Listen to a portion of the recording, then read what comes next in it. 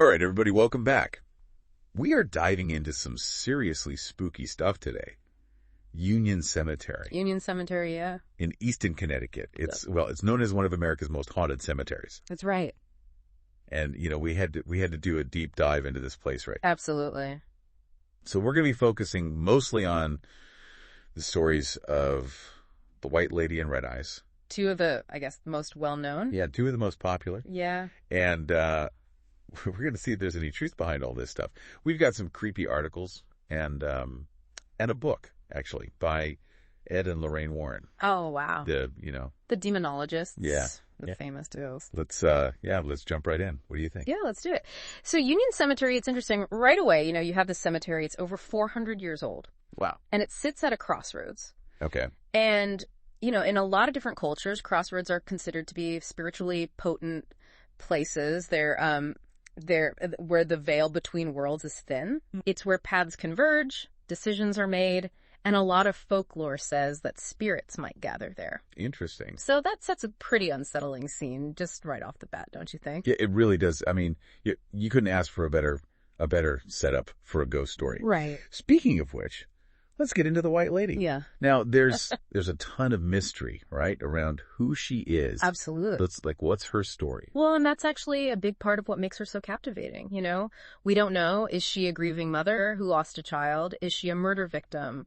Maybe she's a murderer herself. We just don't know. Right. And because of that, people kind of fill in the blanks. And that just adds to the legend, right? Oh, for sure. But the one thing that everyone seems to agree on is her appearance. The classic woman in a white nightgown, and her face is always hidden by a bonnet. Yeah, it's always that same vision that people see.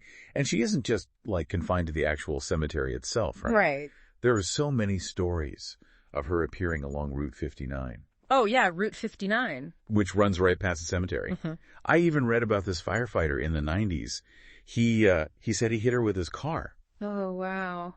But when he got out to check, she was just gone. Yeah, that's definitely one of the creepier encounters that I've read about. It kind of makes you wonder if maybe these apparitions aren't just something you see, Yeah. What if they can actually interact with the world in some way? That's a scary thought. Yeah, it is. Okay, so let's move on to another well-known resident of Union Cemetery, Red Eyes. Okay. Now, unlike the White Lady, who seems to be, kind of a sorrowful presence, Red Eyes is, he's known for being a bit more aggressive. A little bit, yeah. What have you heard about this one? Yeah, you hear about people seeing red eyes, peering from the bushes, feeling this hot breath on their necks, even some stories about people being chased. Oh, gosh. Yeah, he's a little more, hands-on. Yeah. That's creepy. Now, what I find interesting about this one is there's actually a potential link to a real person. Yes.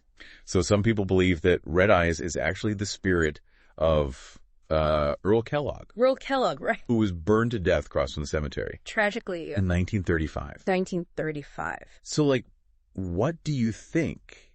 Does that make the Red Eye sightings, more believable? Or could it be that knowing about this real tragedy kind of influences people's experiences? That's a really good question. I think it's something that researchers have been trying to figure out for a long time, centuries even. Yeah. We as humans, we like to find patterns. Yeah. We like to find meaning. Even if they're not really there. Even if they're not really there. So it's definitely possible that because people know about Earle Kellog's death, maybe that influences how they see things in the cemetery. Right. Maybe they see something totally normal, but because they know this story, their brain kind of interprets it as something supernatural. It's almost like our own minds could be creating the ghosts in a way. In a way, yeah.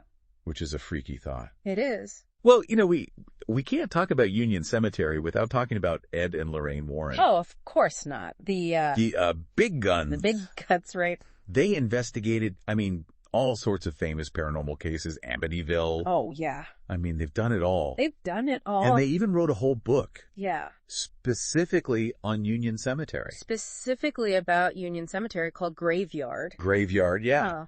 I actually haven't had a chance to read it. I should probably check it out. Yeah. So, they're kind of like the celebrities of the paranormal world, right? Yeah.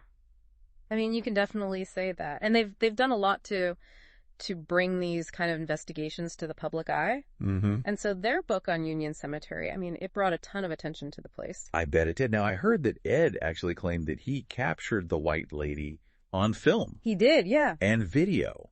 On film and video. During their investigation. Yep. And that it's locked away in their occult museum. Supposedly. Okay, so hold on. There might be actual real evidence of the white lady out there. Well, that's what he said. Has anyone ever seen it? As far as I know, the footage has never been released publicly. Really? So we can only kind of guess what it might show. Yeah. And whether it would actually prove anything. Man, that's frustrating. It is. It'd be amazing to have some real concrete proof. I know. Well, all right, so we've gone through the history, the legends. We've talked about this supposed evidence. Right. What are your thoughts? I mean, are these just spooky stories, or is there really something more to this cemetery?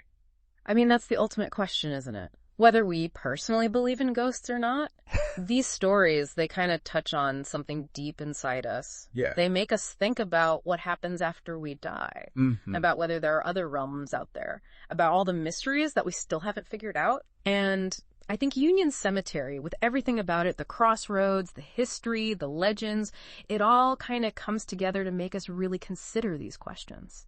You know, I think you're absolutely right. It's more than just ghost stories. I think it's about our desire to understand the world around us. Yeah. You know? Yeah. Even the things that we can't fully explain. Absolutely. So I've got to ask, if you were to actually visit Union Cemetery, what would you want to experience or learn about there? That's a good question. I think for me, it would be less about seeing a ghost. Oh, really? Okay. Yeah. I'd be more interested in just feeling the energy of the place. Okay. You know, like soaking in that atmosphere and seeing if I could sense anything unusual. That's interesting. It's almost like you'd want to have your own kind of personal investigation. Exactly. Yeah. See if anything kind of, jumps out at me or feels different. I love that. Well, everyone listening, I think that's a great takeaway. You don't have to go in with a ghost hunting kit or anything. Just be open to the experience. Exactly. Be open to the experience and see what you feel. Absolutely.